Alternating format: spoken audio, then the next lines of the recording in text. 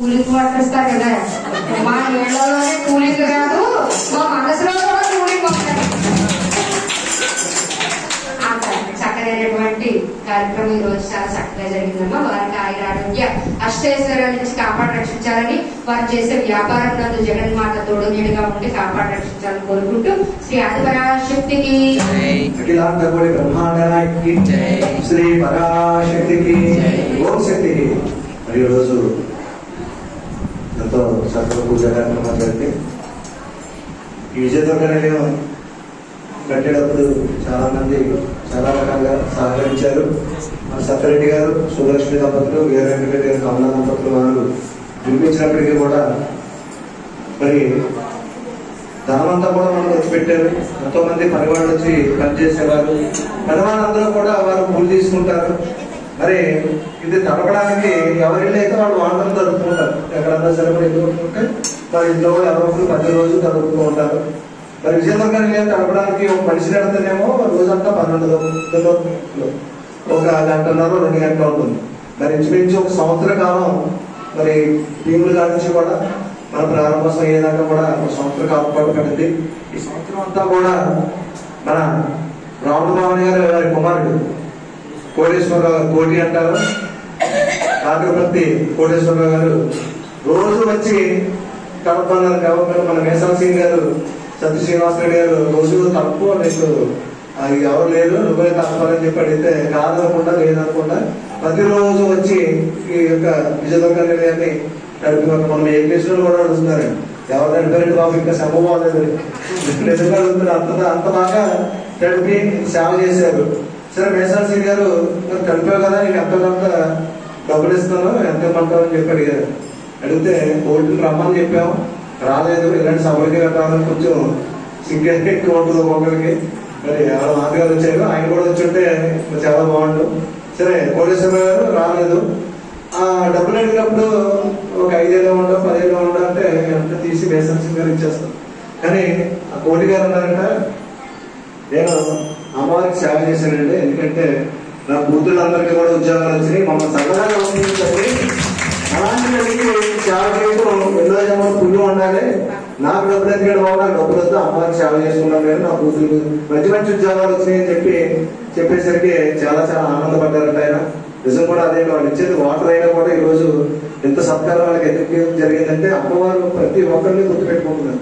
అమ్మవారికి ఏ చిన్న సాయం చేసినా అమ్మవారు ఎంతో మెండుగా ఎక్కువ దీవెనలు, ఎక్కువ రక్షణ, ఎక్కువ ఆశీస్సులు మీకు ఇవ్వడానికి సిద్ధంగా ఉంటారు. అది మాత్రం యథార్థమైనటువంటి విషయంగా మీ అందరికీ తెలియజేసుకుంటూ, అమ్మవారు మా కూతుళ్ళందరికీ కూడా ఉద్యోగాలు వచ్చి సలహా బాగున్నాం అని చెప్పి ఆ డబ్బులు తీసుకోలేదు.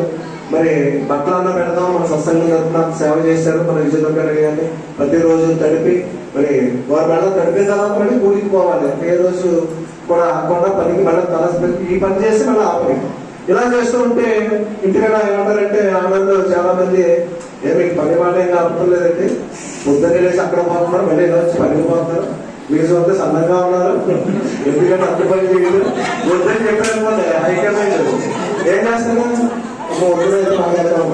కానీ కోటేశ్వర గారు, కోటి గారు అంత పని చేయడానికి దాని వెనకాల లక్ష్మీమాత వాళ్ళ భార్య ఉండి పంపించిన వాళ్ళనే ఆయన రాగలిగాడని చెప్పి మీ అందరికీ తెలియజేసుకుంటూ, కోటేశ్వర గారు రాలేకపోయినప్పటికీ కూడా వాళ్ళ మాతగారు వచ్చిన లక్ష్మి గారు వారికి కోటేశ్వరరావు గారికి, కోటి గారికి వారి తర్వాత లక్ష్మి దంపతులందరికీ కూడా బట్టలు ఉపయోగించడం జరిగింది. ఆ నూతన వస్త్రాలని బహుకరించవలసిందిగా ఈరోజు చక్కగా ఈ నూతన విజయదుర్గాన్ని కట్టాక వారం వస్తున్నట్టుగా వస్తున్నారు. మన సత్యరెడ్డి గారు, ధనపతి గారు, సుబ్బలక్ష్మణ్ గారు ఇచ్చేసి ఆ నూతన వస్త్రాలు వారిని బహుకరించవలసిందిగా కోరుతున్నాం.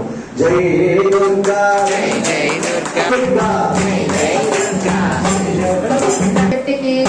పరబ్రహ్మ స్వరూపిణికి జై దుర్గా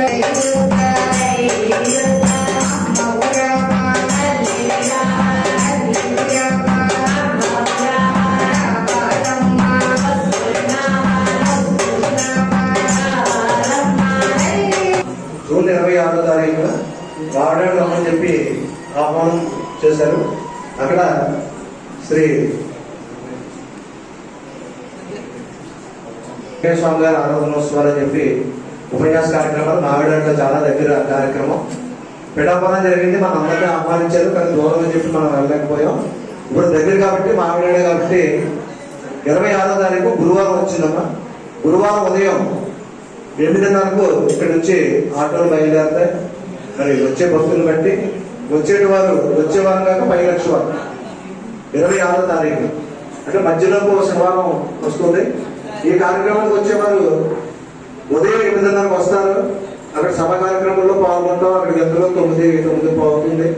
ఆ యొక్క సభ అంతా చూసుకుని మధ్యాహ్నం అక్కడే భోజనాలు చేసి వచ్చేటప్పుడు ఎలాగక్కడ దాకా వెళ్ళాం కాబట్టి శ్రీరామ ఆలయం, సీతారామ ఆలయం చాలా అద్భుతంగా ఉంటుంది. అక్కడ ఆ గోపురాలు అవన్నీ కూడా దర్శనం చేసుకుని సూర్యనారాయణమూర్తి స్వామివారి యొక్క దర్శనం కూడా చేసుకుని మళ్ళీ 4:30-5 అయ్యేసరికి ఇంటికి రావడం జరుగుతుంది. 4:30-5 ఒక రోజు సరదాగా మనం ఎలాగా ఈ కుంభమేళాలకి పుష్కరాలకి వెళ్ళకపోయినా దగ్గరలో ఉంది కాబట్టి ఒక రోజు యాత్ర అవకాశం వారు వినియోగించుకోవచ్చు. టికెట్ పెట్టడం జరుగుతుందమ్మా.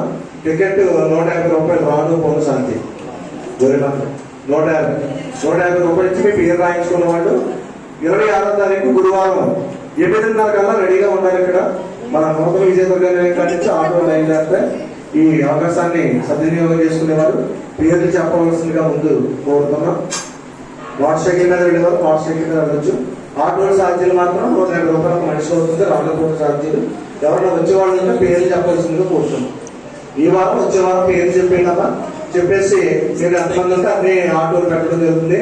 మరి 30 మంది 40 మంది అయితే ఒక బస్సు కూడా పెట్టడం జరుగుతుంది. కాబట్టి వచ్చే జనాన్ని బట్టి ఆ యొక్క వాహనాన్ని ఏర్పాటు చేయడం జరుగుతుంది. 150 రూపాయల టికెట్ ఉంటుంది. 26వ తారీఖు గురువారం ఈ నెలలోనే అంటే వచ్చే గురువారం కాక పై గురువారం అవకాశం వాళ్ళందరూ కూడా పేర్లు రాయించుకోవాల్సిందిగా కోరుతూ శ్రీ ఆదిపరాశక్తికి అఖిలాండ బ్రహ్మాండానికి అక్కడికి ఇక్కడికే తిరిగారు. మనం ఎక్కడికి వెళ్ళలేదు కదా. మరి అందుకని ఇప్పుడు మావిడాడు వెళ్దాం. సమ్మర్కి దూరంగా ఉంది కదా, అక్కడికి వెళ్దామండి. వచ్చిలా ఉంటే ఎవరైనా సరే పేర్లు ఇస్తే వచ్చే శనివారం రాసుకుందాం. ఇప్పుడు ఎవరైనా ఇచ్చేస్తామంటే మాకు ఇబ్బంది ఏం లేదంటే ఈ రోజు ఇచ్చేయచ్చు. పేరు డబ్బులు ఇవ్వక్కలే, డబ్బులు ఇచ్చేవాళ్ళు కానీ పేరు ఇవ్వండి.